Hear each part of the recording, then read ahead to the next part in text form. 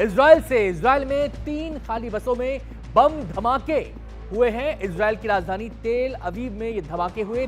तेल अवीव धमाकों में कोई शख्स घायल नहीं हुआ है, कोई हताहत नहीं हुआ है। धमाकों के बाद इजराइल ने कहा है ये आतंकी हमला, संदिग्ध की तलाश में जुटी पुलिस, जांच जारी है। मध्य इजराइल में खाली बसों में सिलसिलेवार विस्फोटों की ये खबर सामने आ रही है और इजराइल ने इसे आतंकी हमला करार दिया है।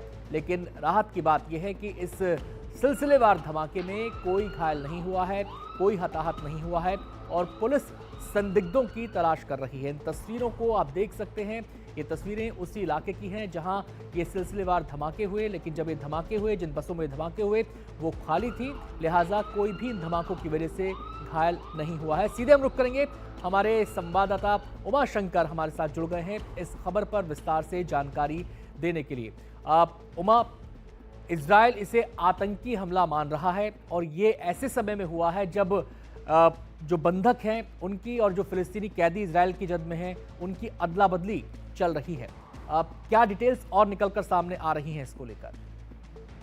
ये देखिए, 3 बसों में जो धमाके हैं उनमें 2 बस जो है वो बातियम करके जो जगह है तेल अवीव, दक्षिणी तेल अवीव के इलाके में, वहां पर हुआ है। और एक धमाका जो है वो होलोन टाउन के पास हुआ है, जो कि पास ही है। एक चौथा डिवाइस भी, विस्फोटक भी बरामद किया गया है। हालांकि वो विस्फोट नहीं हुआ, उसको समय रहते जो है डिफ्यूज कर दिया गया।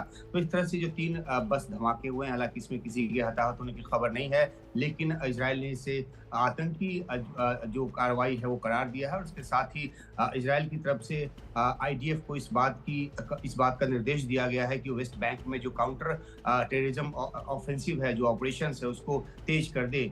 इजराइल पिछले कई हफ्तों से काउंटर टेररिज्म ऑपरेशन जो है वो वेस्ट बैंक में चला रहा है और खासतौर पे तुल करीम का जो रिफ्यूजी कैंप है वहां पे ऑपरेशन तेज करने की बात की गई है। और साथ ही ये भी कहा गया है कि अब दूसरे फेज के सीज फायर को लेकर जो सवाल है और ज्यादा उठे। आपने जिक्र किया शवों को लौटाए जाने की, तो इजराइल ने यह भी साफ किया है कि कल जो 4 शव लौटाए गए उसमें शीरी बिगास का जो शव है वो नहीं है, 2 बच्चों के शव तो हैं, लेकिन जो फोरेंसिक जांच में पाया गया है तो वो जो एक तीसरा शव है वो किसी अनजान व्यक्ति का है। उसकी आइडेंटिफिकेशन नहीं हो पाई है, किसी भी बंधक के शव से उसका डीएनए या कुछ भी मैच नहीं कर रहा।